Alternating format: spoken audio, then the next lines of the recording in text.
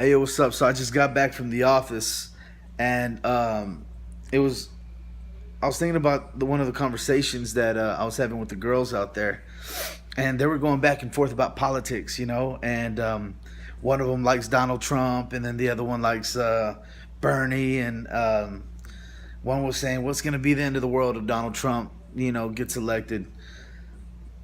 And then they asked me, what my thoughts were about it, and I usually, I keep my politics to myself, in public, especially at work.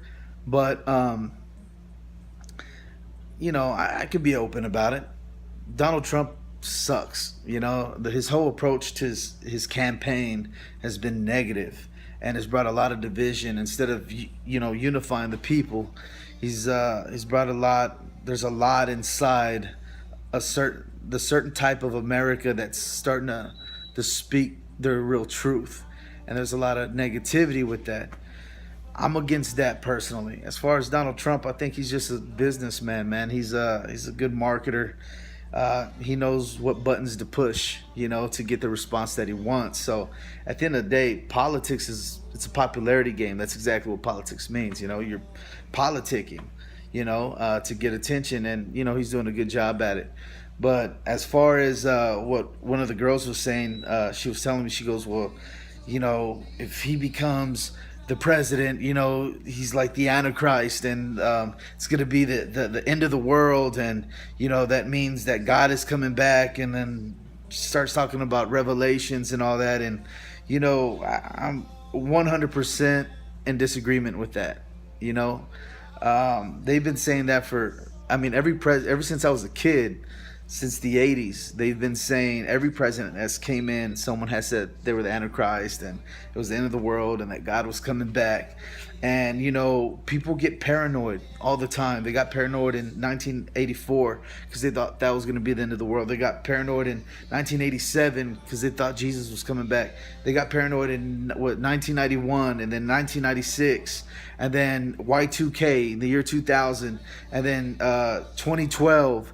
So just in my lifetime, I've seen about 5 different times where you can see people get paranoid, and they think it's going to be the end of the world because of whatever event or things that happen externally out in the world. They think that's going to affect them. It's going to affect their success. And see, what I think that is it's fear. You know what I'm saying? And for me, none of that affects me. It doesn't matter who gets elected. It doesn't matter what war takes place. It doesn't matter, if the gas prices go up, I'm going to be all right. Because, see, my success is internal. I deal with myself. I deal with my thoughts. I consistently, I'm always reading. I'm always obtaining new skill. I'm trying to stay ahead of the game and at the cutting edge in my market and what I do in business, and what my niche is, And my main thing is, don't get too caught up on the external.